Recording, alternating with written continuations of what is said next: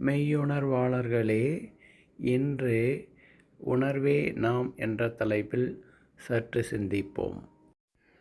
உடல் நானல்ல, என்னுடையதும் அல்ல, உணர்வே நான். நான் சிவம். அஷ்டவக்ர கீதை. நான் என் உடலைத்தானே நம்பினேன் அநேக ஜன்மம். சட்டைதான் மாறுகிறதே தவிர ஆசாமி மாறுகிறது இல்லை. அதுபோல தேகங்கள் தான் மாறுகிறதே தவிர தேகியான ஜீவன் மாறுகிறது இல்லை. ஜீவ சாட்சியான ஆன்மா அன்றும் இன்றும் என்றும் மாறாத சத் மெய்ப்பொருளாகும். ஆனால் உடலோ அசத், பொய், அழியக்கூடியதாகும். உடம்பினில் உத்தமன் கோயில் கொண்டான் என்று உடம்பினை யானிருந்து ஓம்புகின்றேனே. திருமூலர். உடம்பின் பயனை அடைவதற்காகவே இவ்வுடலை சுமக்க வேண்டி இருக்கிறது. தேகம் நம்முடையதல்ல என்று உடலை கவனியாமல் இருக்கக்கூடாது. உயிரோடு இருக்கும் வரையிலும் இவ்வுடலில் ஆன்மா குடிகொண்டிருப்பதால் ஆன்ம தேகம் தொடர்பு இருக்கிறது. காணலை நீர் என்றெண்ணி காதலைத் திடுவார் போல ஊன் உடல் நான் என்றெண்ணி உணர்வினை பிரிந்திருந்தேன்.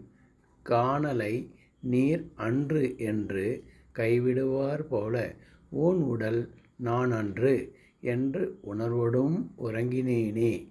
சிவஞான வள்ளலார். பொய்யாகிய உடலை மெய் என்று எண்ணுங்கால் மெய்ப்பொருளாகிய உணர்வு ஒதுங்கி நிற்கிறது. பொய் ஆட்சி நடக்கிறது. பொய்யை பொய்யென்று உணர்ந்தபோது மெய் தானாகவே ஆட்சிக்கு வருகிறது. தேகாத்தும புத்தியை, அதாவது உடலே நான் எனும் அறியாமையை அகற்ற வேண்டும்.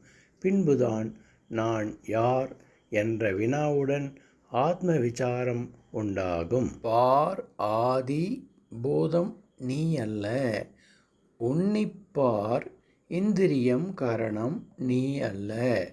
ஆராயும் உணர்வு நீ என்றான் ஐயன் அன்பாய் உரைத்த சொல் ஆனந்தம். தாயுமானவர். நான் உடல், புலன், பொறி மற்றும் மனம் அல்ல. இவற்றை அறிகின்ற உணர்வே நான் என்பதாகும். உலகத்தோடு ஒன்றிய உணர்வே அறிவாகும். பரத்தோடு ஒன்றிய உணர்வே ஆன்மா ஆகிய நாம் ஆகும். இந்த உடம்பில் வியாபித்து நிறைந்த சிவமே ஆன்மா ஆகும்.